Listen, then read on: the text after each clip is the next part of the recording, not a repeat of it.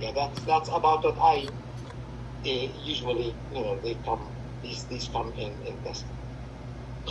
What electrolyte is affected by fist pumping, and by how much? So it is potassium that's affected by fist pumping, and it usually increases by 20% as a result.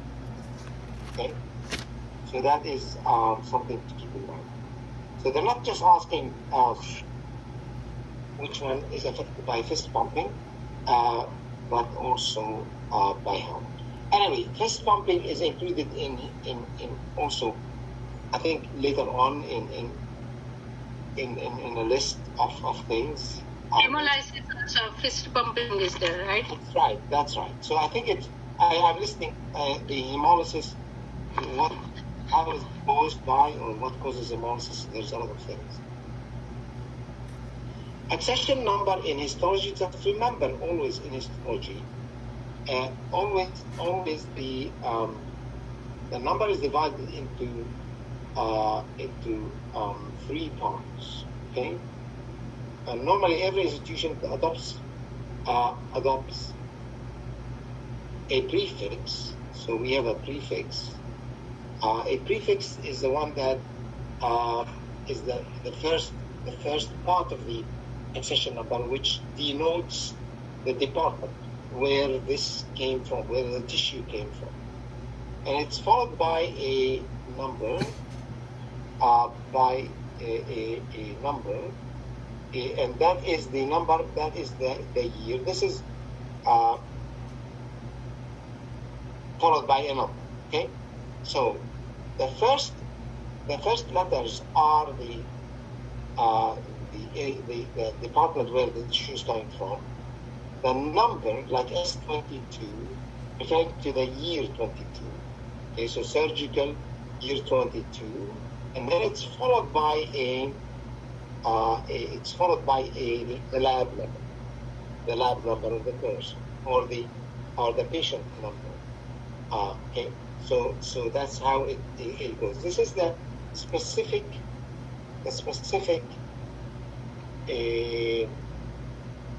accession number that is used only in histology. Okay, in histology, for histology. Okay, this is not part of the other accession number for the lab. So remember, when a patient comes to the front of to drop off a sample, or you take a sample from that patient, you use an accession number, right? That's generated by the computer. When the samples go to the histology generates their own accession number for the histology sample, part of the lab work that the patient came from. You got my point? So we have a lab accession number that is generated by the computer in the front end of the laboratory. So chemistry tubes go to chemistry, hematology got and also the histology goes to histology. In histology, they generate a unique number that includes the where this sample came from. Is it from outpatient? Is it from surgical? Is it from whatever? And then they have the year, and then they have the other accession number that is patient number, that is general. Okay? Regardless of whatever this is saying. So you need to be familiar with it. And this unique histology number follows the histology sample and the report throughout. Okay, so it is on the histology report, it is on the sample, it's on the tissue block, and so on. Okay, and it is also filed by the year as well, by these numbers. Okay, that belong to the histology. Because remember, we keep the tissue blocks in histology for 20 years for an adult, right? So they are subjects to retrieval. Oftentimes, if someone has cancer, the pathologist may want to check the previous result, right? Go back and check the previous result. So it is common that we retrieve samples in histology. Class 2 biological specimen containment could be processed under biological safety cabinet 2. And this is the most common biological safety cabinet in the laboratory. It's BSC 2, class 2, BSC class 2, okay? BSC, biological safety cabinet class 2, okay? So you can see here, a class 2, okay? Dangerously reactive material. These are materials that burn unexpectedly. They explode, they burn, they are very reactive materials, right? Reactive materials, they are either volatile or they can react as a result of maybe contact with air or jarring or any such thing that can cause it to burn, explode and burn and so on. Okay? So this is a question that was passed on to me. Burn unexpectedly, the fumes are hazardous to the environment. No, this is not a concern for us in the environment. We're talking about in the lab. Can explode when they react with certain metals? No, they react vigorously with water to release of lethal gas, right? When they are really now the subject is not certain metals, okay? So anyway, because it is so, and it sounds a little complicated, I picked up this information from the CSMS safety binder, and I placed it in here. Okay, what is the workplace hazardous information system criteria that defines dangerously reactive liquids and solids and so on? So I did write it down in here for your review. Okay. Samples for TDG, symbols for TDG. So remember here, this came about the flammable liquid. How does the flammable liquid look like? Okay. So anyway, so it seemed that in TDG, transportation dangerous goods, flammable liquid and flammable solids have different knockout, different symbols. Okay. So the liquid is a solid red. The flammable solid has a stripe like this white, red, and brown. Okay. Another thing that came in exams, particularly when we switched to WMIS 215. The WMIS 2015, of course, that came not during your times then, but we used to deal with regular WMIS.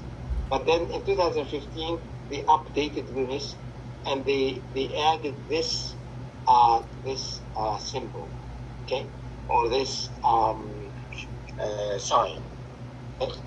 Which means health hazard in WMIS, okay, WMIS 2015. So when WMIS was changed to 2015, of course, they want to see if the students are up to date, so they ask questions about this feature. So my suggestion in here, 248, review all WMIS symbols, okay, that you've learned, because they may ask about. This one, I don't know if it's even still around. It's a very old question that was used, and it is about the order, about not the order of nucleic acid, but it is about thiamine. The question here came about thiamine. So this is part of anatomy physiology. So please remember that, and one of the options is thiamine with an I and thiamine with a Y, two options, right? So most likely they asked which one of the following is a nucleic acid, right? So remember that there were two thiamines in the options, one with an I and one with a Y, right? So, and that is confusing, obviously. I mean, you ask me now, which one is which, I probably would get confused. But so remember that thiamine with an I here, the first one, is referring to a vitamin B1. This is not the DNA nucleic acid, right? So thymine with a Y is the DNA base found in the nucleotides and so on. So it is the T in here, right? So that you have T and A and G and C. T for thiamine, A for adenine, guanine, and cytosine. None of these four nucleic acid nucleotides. Now, another thing, I just added information in here. In the RNA, this thiamine is referred to as uracil. Is referred to as uracil, while the other ones remain the same. Okay? Thiamine is referred to as uracil in RNA. Anyway, this is a very detailed anatomy and physiology question. It is not really warranted. It is wicked to ask it. It shouldn't be asked, in my opinion. And I haven't seen, I don't know if this is still circulating or not. Please remember the term QMP-LS.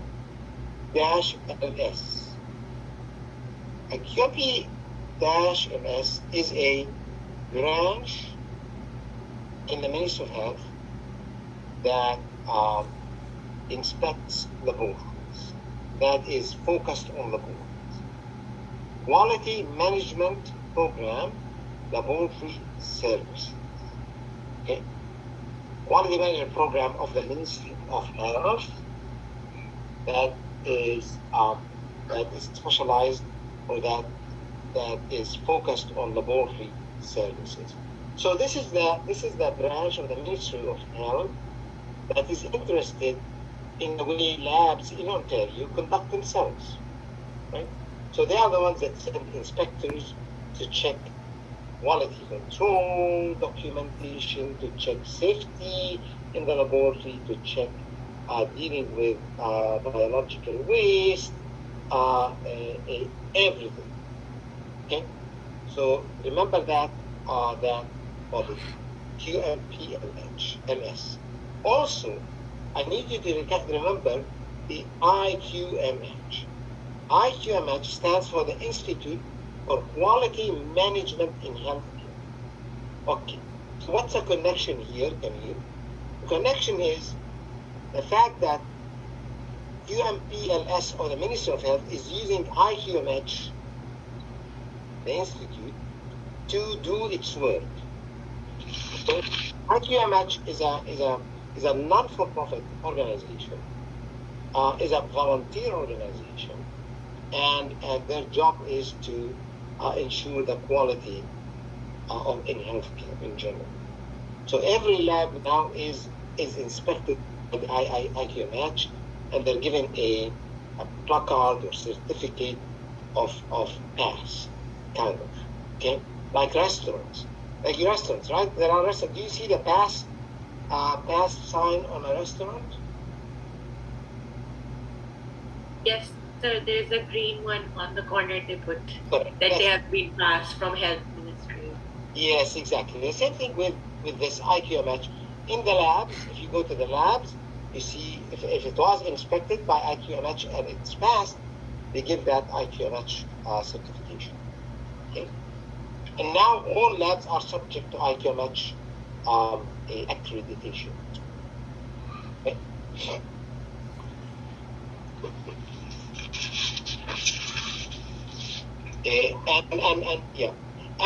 And I think our EQAL, which is our accreditors, it's part of IQMH. The accreditors for our health program that we are teaching here. Okay, so I think it falls under IQMH as well in the end. Okay, what is a decolorizer in Steele-Nielsen? So they ask about the decolorizer here. They may ask next time. They also ask about Steele-Nielsen about the primary stain. What is the primary stain in Steele-Nielsen? It's a carbon fusion stain. Yes. What color is it? They ask also. It's red color. Red color. Right, guys, write it down. Okay. So mycobacterium will stain what? Red. Right. Okay? Because of carbon fusion. Because Z-Nielsen is directed towards what kind of bacteria? It's acid-fast bacillus. That's an AFB, acid-fast bacilli. And the bacilli here is a mycobacterium.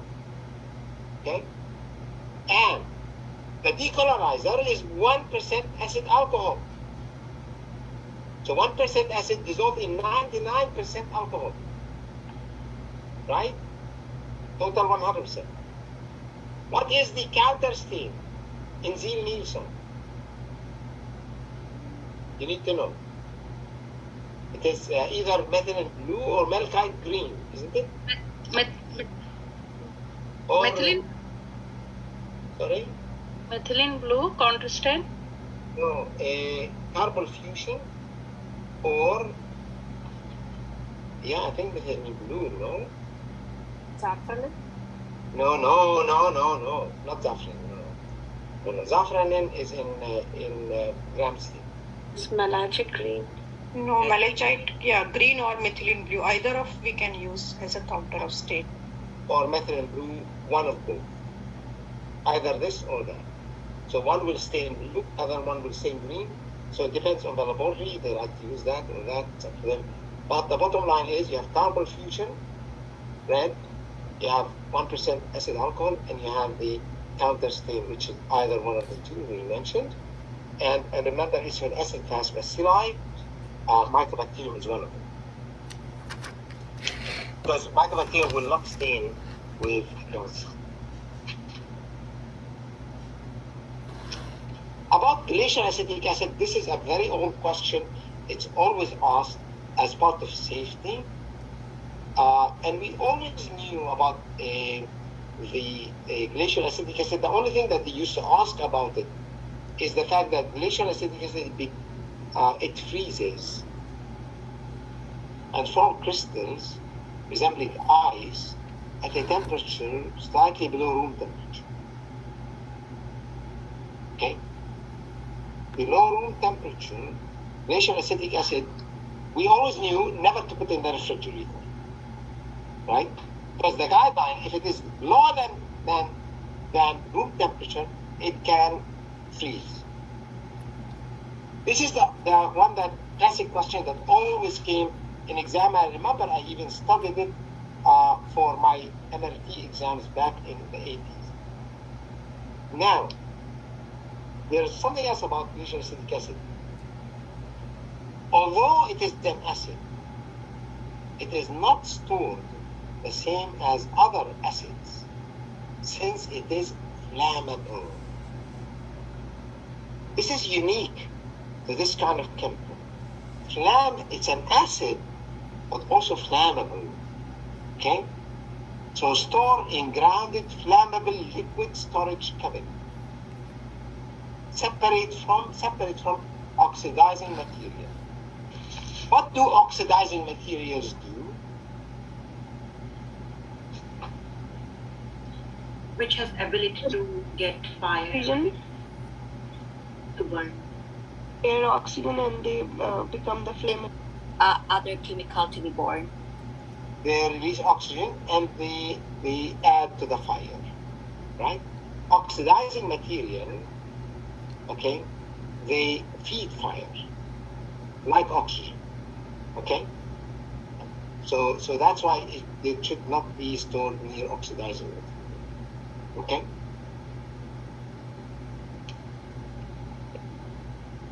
Our urine for electrolytes and creatinine clearance. Just remember, we don't use any preservatives for them. As remember, 24-hour urine, we may use preservatives for them, but in this case, these two that do not need preservative.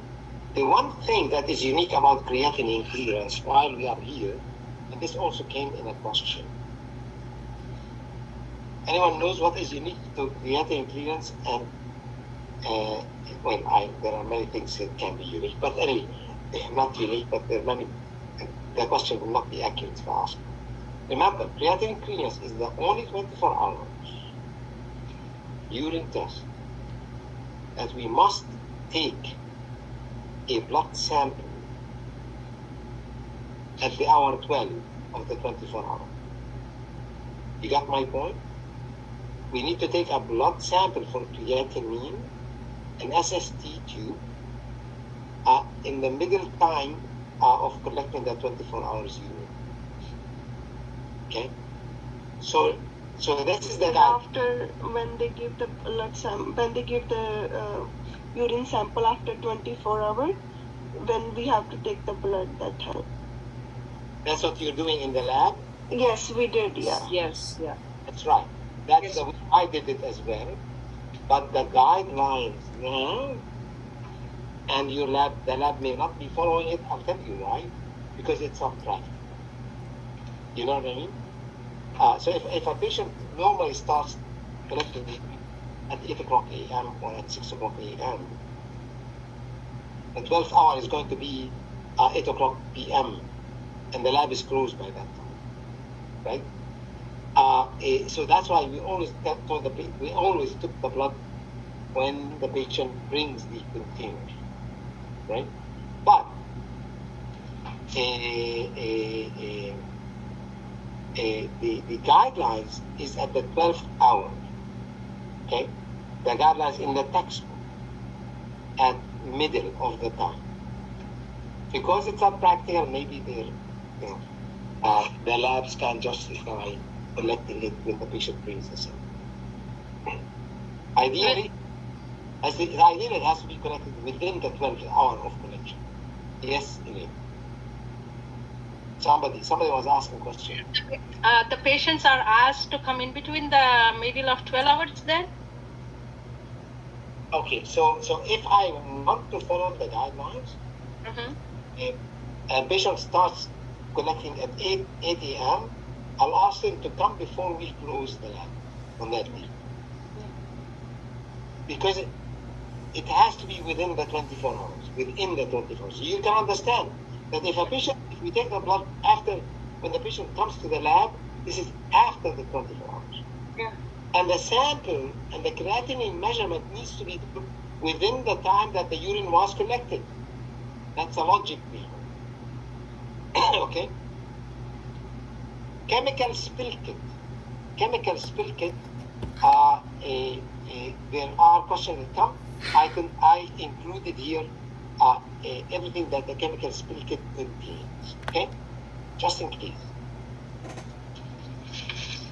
Rapid electro in Holter or ECG, remember it is the one with the green color. You know that, right? So on the wire at the very end, on the tip of the wire, there's a color. There are colors. Okay? And then, yes, go ahead, Orapin. Yeah, so I have a question. So one of my patients asked me about her 24-hour urine. So I instruction her that the first urine, they have to be void first and then start correct the second urine and start the time. Correct. So example, like 6 o'clock in the morning, they woke up and then I said, then they go to the toilet again at 6:30. Then we start at 6:30 until morning next day 6:30.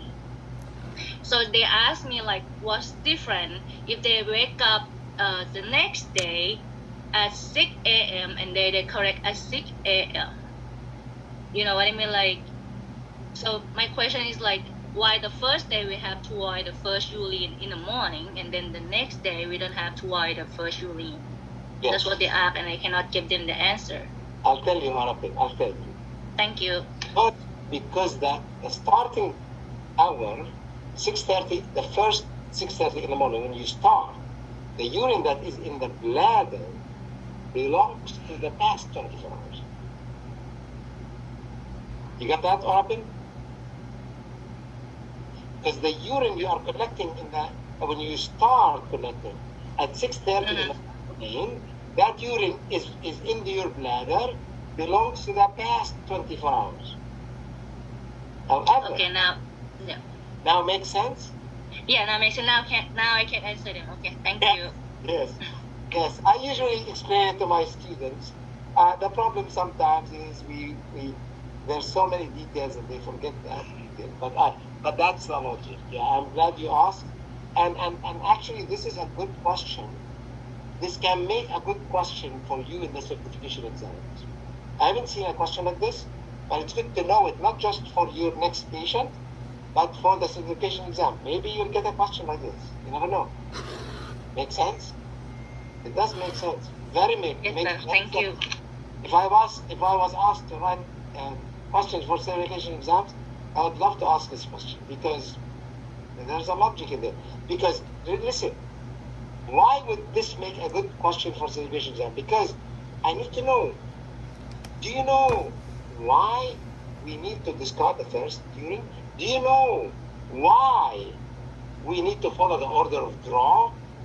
Because if you didn't know about the EDTA contamination, the way we explained it earlier, and you didn't know the logic behind why we need to follow the order of draw, then you can be easily manipulated by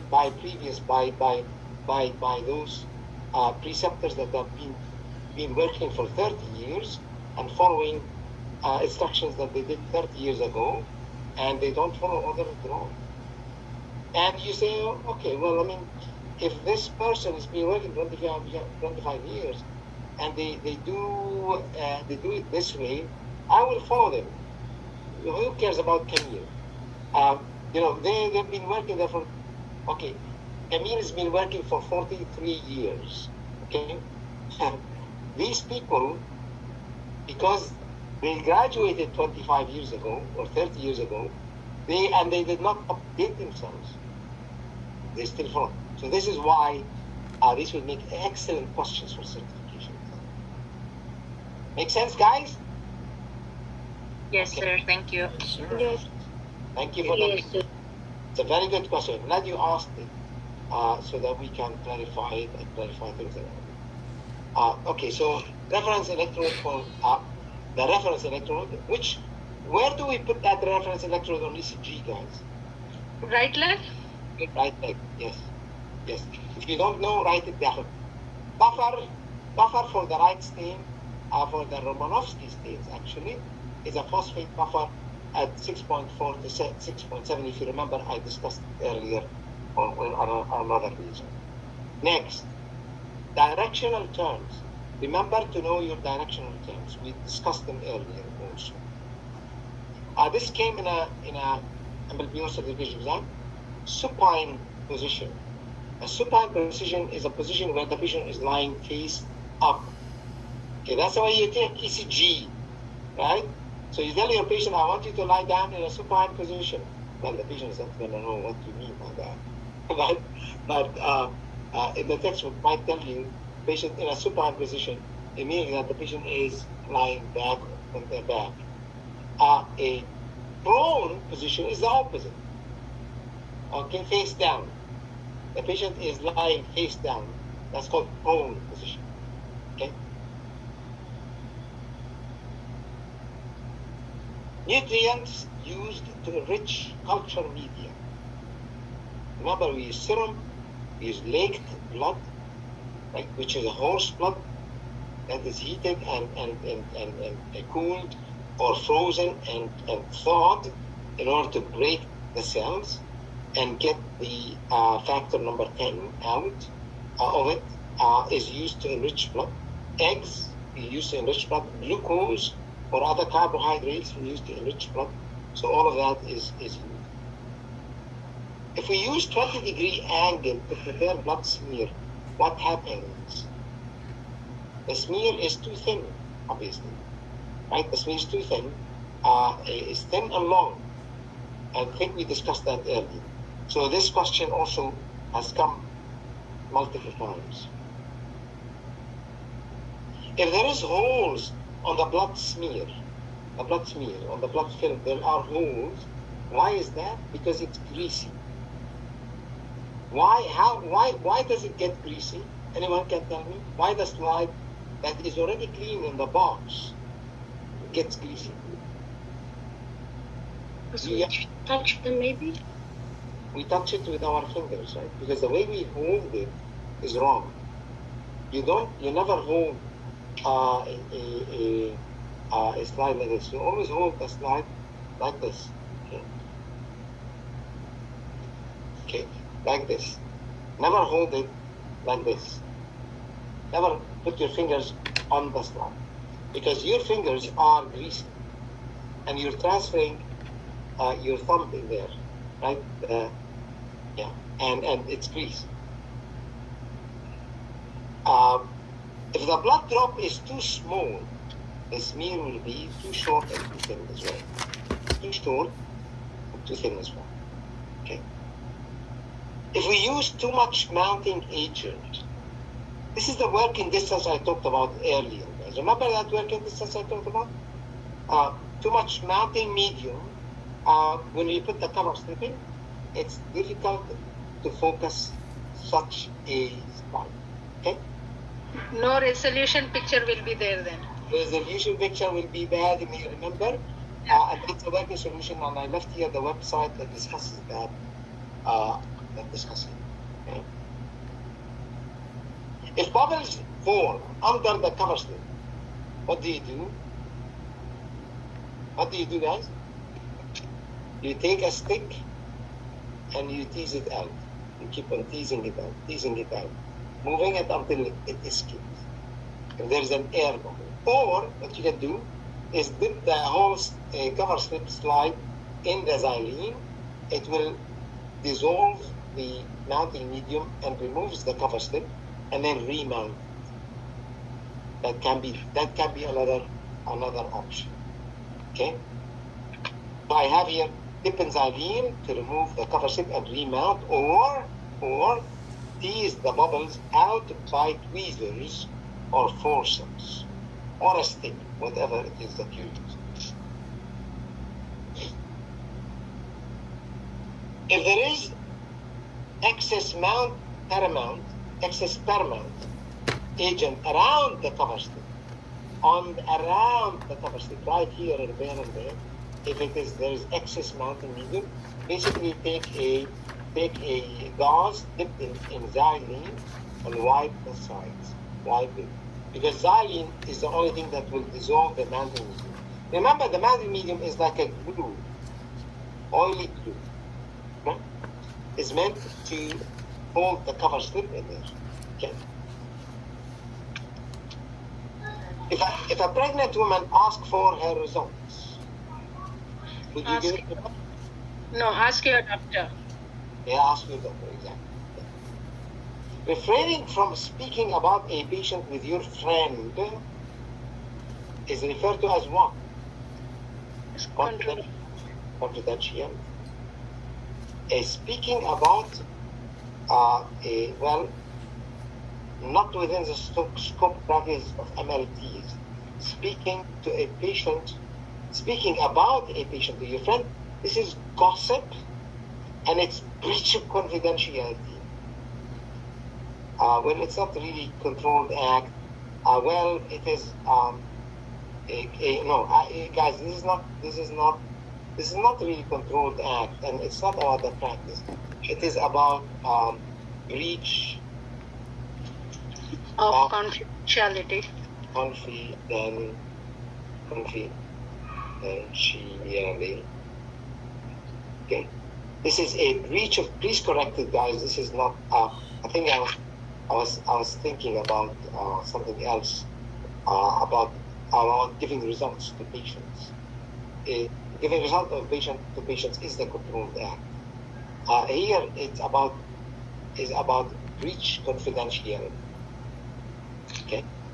You are not supposed to, under the RIPH, which is the PHIPH, which is a patient health information, whatever.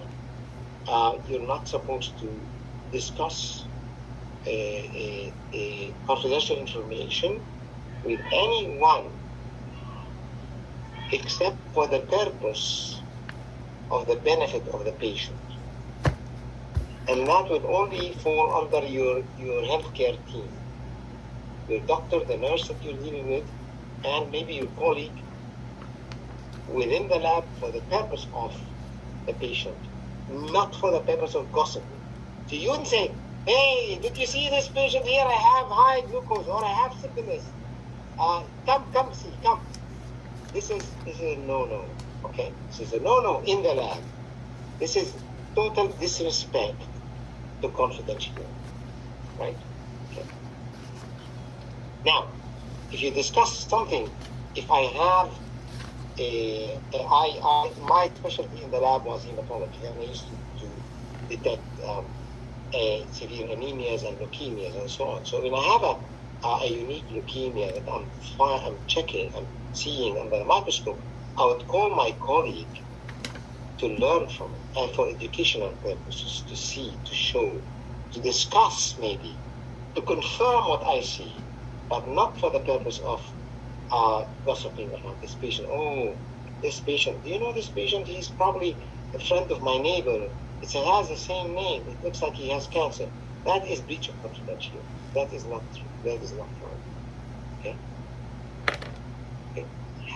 What percent of a slide should be covered with a blood smear? Remember, half to 3/4.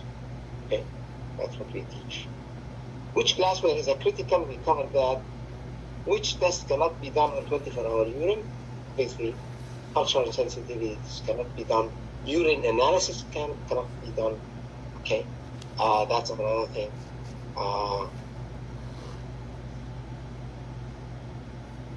It cannot be done, etc. Right? 24-hour urine is meant for whatever test was selected for, or we are doing it for. If a urine left at room temperature for more than 4 hours, which of the following will increase? Bacteria. But there are many things that will increase in a urine that is left for 24 hours. Bacteria will increase for sure. What will happen to the pH? The pH Also will increase, right? Yeah, and become more alkaline. Because it increases, right? Yeah. Okay. Nitrite will increase. Nitrite, right? Okay. So anyway, now they ask about bacteria in this case. Yeah. Which part of the lab is recommended to instruct patient on a sample collection? Again, this is about confidentiality. You're not supposed to discuss with a patient confidential information in the waiting room when there are millions of patients sitting there. Okay? You take the patient to a private room. So a patient comes for semen analysis, and you tell them, oh, you have to abstain from sexual activity for 3 to 5 days. You have to do this. Can you imagine? If I am the one in there and you're telling me this information, I will be devastated. I mean, hell, come on, why are you talking this garbage in front of everybody in here, right? Okay, so take the patient to a private room, to the back of the lab, wherever it is, and talk about that there. When sample is received at the lab, what is the first thing to do? Remember, always first. Depends on what is there. Of course, first thing is you greet the patient. Second, you ask for the OHIP card. I mean, right? So all of these can be first. Now it depends on what are the options. Which one of the first option is the first that has to be amongst the first things that have to be asked. We got that? So the first option here is obviously log the patient into the LIS. Do you guys know what's LIS? Because if you don't know what LIS, it's a problem as well. Don't go to the lab to the test if you don't know what LIS is. What's LIS? Laboratory information system. Yes. Did we all know that? Lab information system? Lab information system. Yeah, this is where you log in the patient. Did you do that, Rajwinder, in the lab? No, sir, we didn't allow to do it. They did not allow you to do it?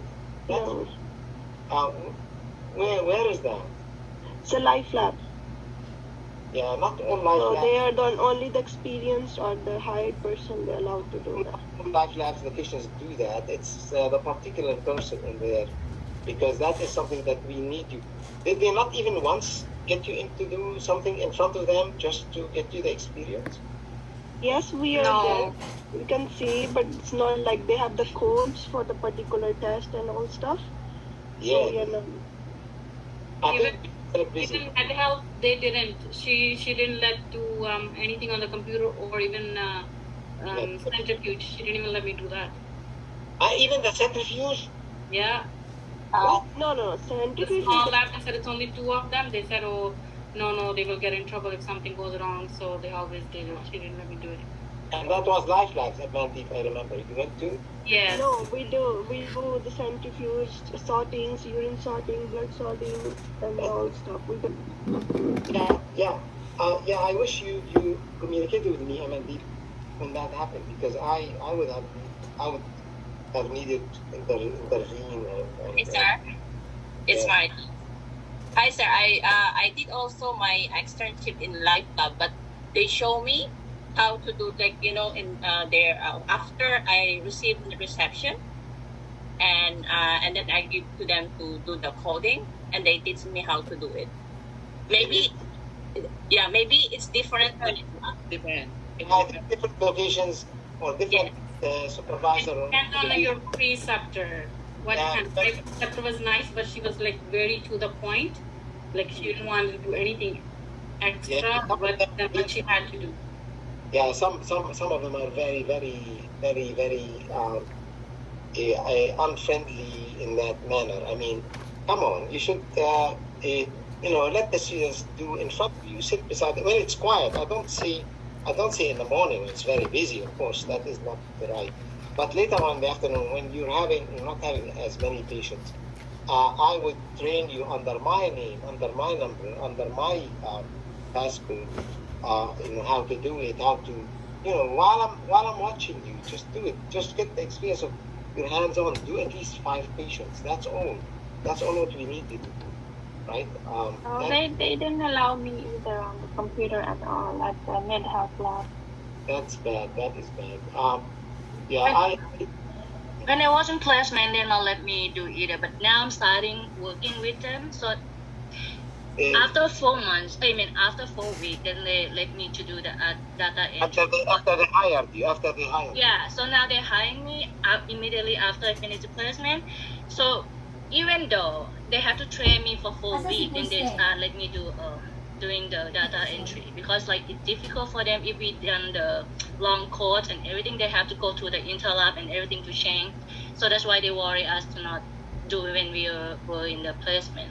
No, I understand. I mean, I trained a lot of technicians and technologists in the lab, and I know how much toll it takes on the preceptor to train other people, because it takes more time and more effort for me to train someone and do my work at the same time, right? It delays my work.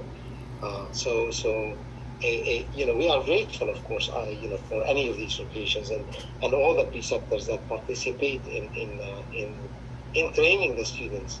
We do understand that burden, but we ask normally for courtesy or kindness to support and get people ready for the workplace. I mean, that's what we ask. In any case, anyway, thank you very much, guys. I will let you go and enjoy the rest of the weekend. And okay, so what we're going to do is I will send an email, most likely Sunday, because today and tonight I'm very busy with this wedding. Sunday, I'll send an email requesting you to show up for 6 o'clock on Monday, please. Anyone is objecting to that? Anyone is not able to come on Monday? 6:30 is fine. 6:30, not 6, 6:30. Yeah. I finish my dinner and rest a little bit, then I will, exactly. So 6:30, hopefully we will not take a long time. Hopefully we will not take the same 2.5 hours. We will finish earlier. There's the review number 4 that we want to do. And I would appreciate if you come, because again, like you are, I am using my own time. I'm not paid for this time.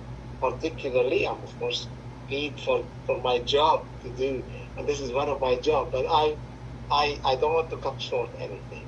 Okay. If we all pass, it's paid for you, sir. If we all passed. If you all pass, I mean, this is my payment, right? This is my, no, I don't want to give the impression that that medics is not looking after me. They are looking after you very well, and I'm grateful.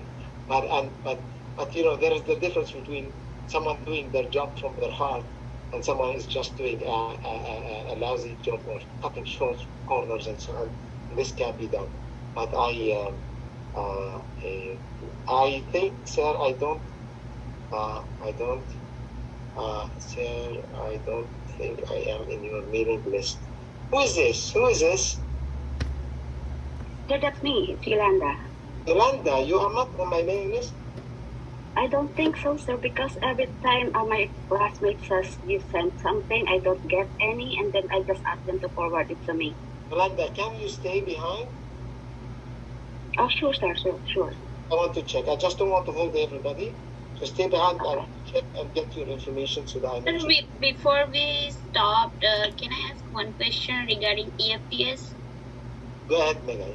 So we have to do EFTS after the ultrasound, right? So how many hours we can take a blood?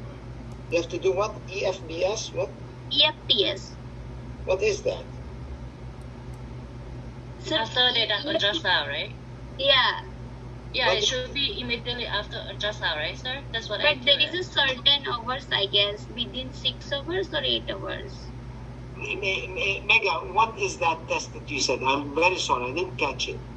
What's So EFTS? EFTS, EFTS? yeah, What is EFTS?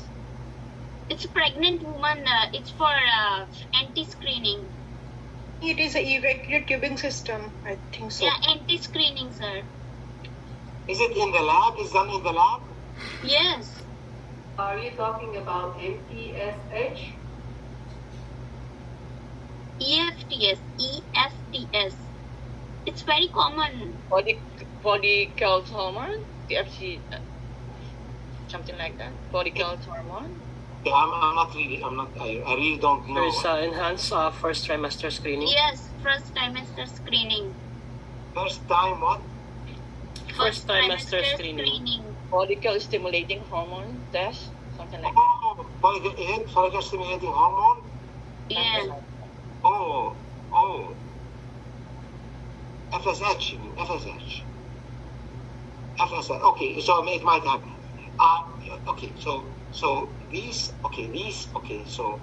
there are specimen handling guidelines for every test that we do.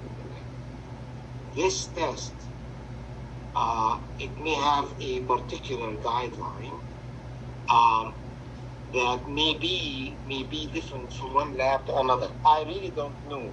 This is not one of the common tests that are done. So we don't teach about that test, about the hormones, in particular hormones, because they are not a part of the usual test. So you need to follow the institutional guidelines for the specimen handling for this particular test. Now, this might be different from Life Labs, Dynacare to MedHealth to whatever laboratories, depending on the procedure that they are doing. I really don't know, Mega. I cannot answer you. What I would do, if I guarantee you that you will never be asked this question as certification exam, because this is a very particular question to a very particular test, and this is not an entry level knowledge.